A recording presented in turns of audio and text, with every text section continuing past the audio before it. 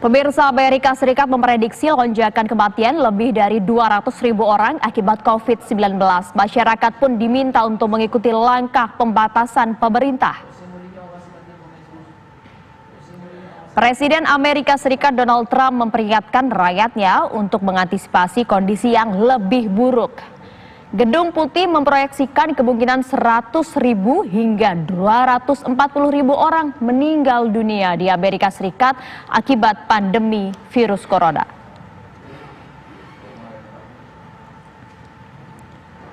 Jumlah sebanyak itu dikhawatirkan dapat tercapai meskipun masyarakat sudah mematuhi aturan pembatasan sosial seperti yang berlaku saat ini.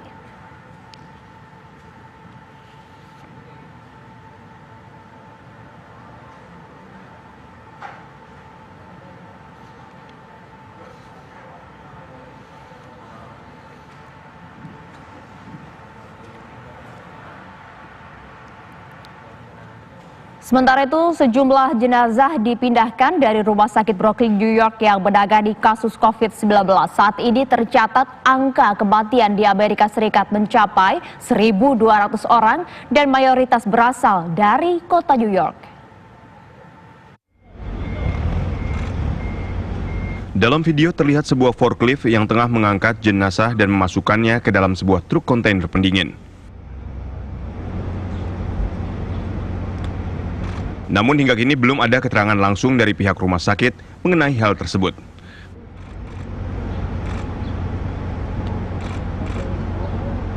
New York merupakan pusat pandemi di Amerika Serikat.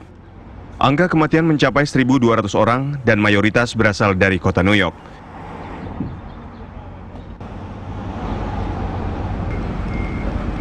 Sementara itu di dunia, COVID-19 telah menginfeksi lebih dari 800.000 orang dengan total kematian lebih dari 39.000 orang.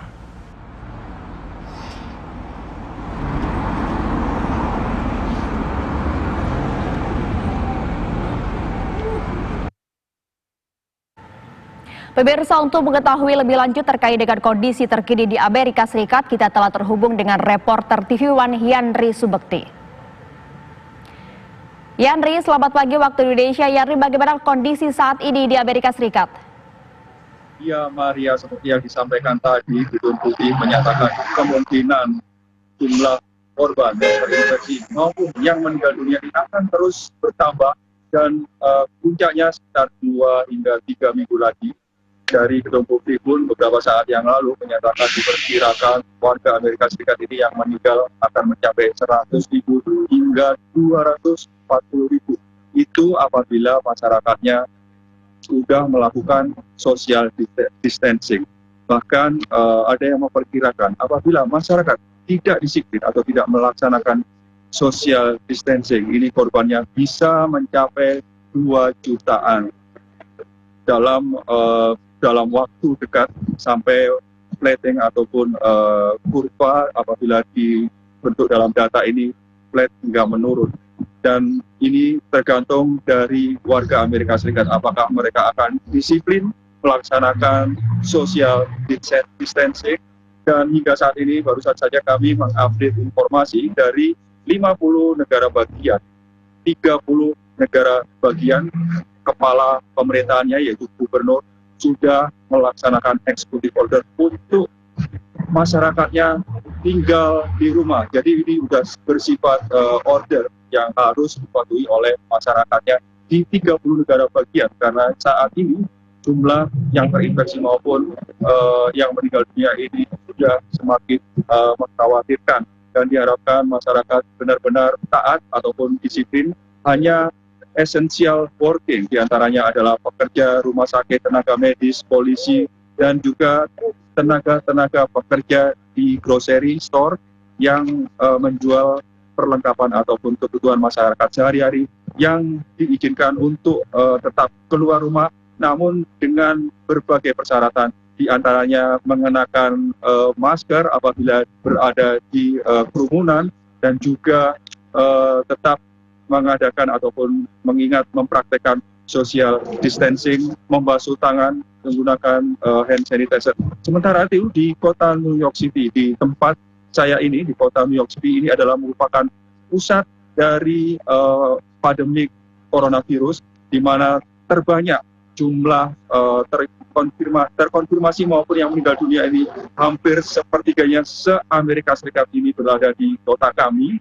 Dan seperti yang disampaikan tadi, rumah sakit sudah mulai kewalahan, namun beberapa waktu yang lalu wali kota maupun juga gubernur, pemimpin dari negara bagian ini selalu memberikan informasi, selalu transparan, memberikan informasi secara detail berapa warganya yang terkonfirmasi dan berapa warga yang sudah meninggal dunia, dan menginformasikan berapa sebenarnya kebutuhan yang diharapkan bisa menampung ataupun bisa memfasilitasi mereka sehingga korban tidak berjatuhan, dan nampaknya membuahkan hasil.